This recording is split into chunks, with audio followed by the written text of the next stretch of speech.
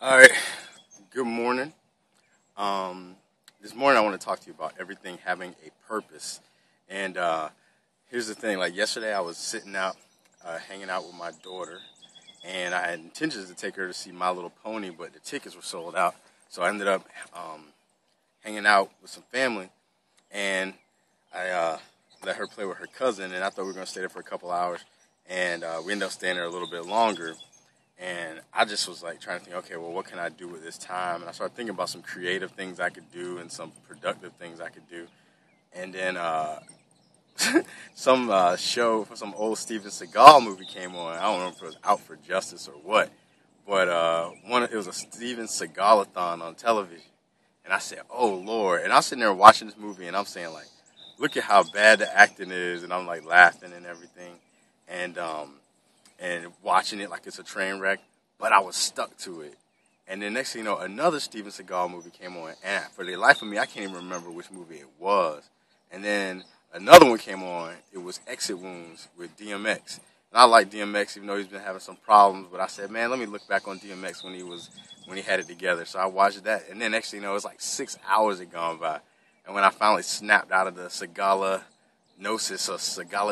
or whatever, I ended up being like, man, what in the world did I do with my day? And I started feeling a little down, actually, because I like to do something productive every day. And I was like, man, this stinks. What did I do? And so as I got home, I started saying, okay, well, I'll cook some dinner for my daughter and everything. And I cooked some dinner, and I started thinking, still, I didn't feel productive enough. So then I said, okay, what can I do? What can I do? And then I looked in the refrigerator trying to find some kind of thing I could make for dessert or something like that. And then I saw these old, like, bananas were in the refrigerator. They weren't super old, but they just been in the refrigerator, so they turned real brown. And it reminded me of the bananas that used to be in my grandma's purse, man. My grandma used to always carry bananas with her, said she needed for potassium. She had them wrapped up in aluminum foil, and they were brown and nasty, but she would eat them. And she would always offer me some. And I used to take it because I didn't want to tell my grandma no because she would get all sad. But those things were sick. So then I started being like, getting heartburn every time I ate them. And I don't know if it was natural or psychosomatic, but I got it. And then eventually I started getting heartburn just from bananas, period.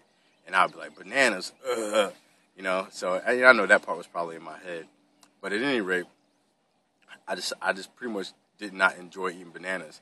And then one day I decided I was going to overcome my banana aversion, so I started eating them again.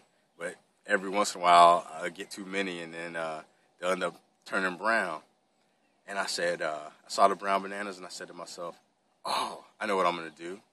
I'm going to make a banana bread. And banana bread takes a couple hours or something like that to make.